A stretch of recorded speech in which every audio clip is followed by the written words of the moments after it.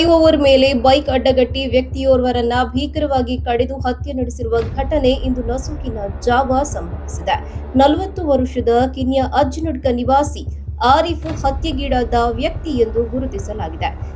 ರಾತ್ರಿ ಸುಮಾರು 4 ಗಂಟೆಯ ವೇಳೆಗೆ ಈ ದುರ್ಘಟನೆ ನಡೆದಿದೆ ಎಂದು ತಿಳಿದು ಬಂದಿದೆ. ದುಷ್ಕರ್ಮಿಗಳು ಫ್ಲೈಓವರ್ ಮೇಲೆಯೇ ಕಾಯ್ದು ಕುಳಿತಿದ್ದು ಆರಿಫ್ ಪ್ರಯಾಣಿಸುತ್ತಿದ್ದ ಬೈಕ್ ಅನ್ನು ಅಡ್ಡಗಟ್ಟಿ ಬಳಿಕ ತಲೆಭಾಗಕ್ಕೆ ಗಂಭೀರವಾಗಿ ಕಡಿದು ಕೊಲೆ ನಡೆಸಿರುವುದು ಮೇಲ್ನೋಟಕ್ಕೆ ಕಂಡುಬಂದಿದೆ. ಆರಿಫ್ ವಿರುದ್ಧ 2008ರಲ್ಲಿ 2 ಪ್ರಕರಣಗಳು ದಾಖಲಾಗಿದ್ದವು. ನಂತರ ದೀರ್ಘಕಾಲ ಯಾವುದೇ ಪ್ರಕರಣಗಳು ಇರಲಿಲ್ಲ. 2022ರಲ್ಲಿ ಉಚ್ಚಿಲ ಸೇತುವೆ ಸಮೀಪ ಅವರ ಮೇಲೆ ಕೊಲೆಗೆ ಯತ್ನ ನಡೆದಿದ್ದು, ಈ ಪ್ರಕರಣಕ್ಕೆ ಸಂಬಂಧಿಸಿದಂತೆ ನೌಫಲ್ ಹಾಗೂ ತಂಡವನ್ನ ಪೊಲೀಸರು ಬಂಧಿಸಿದ್ದರು.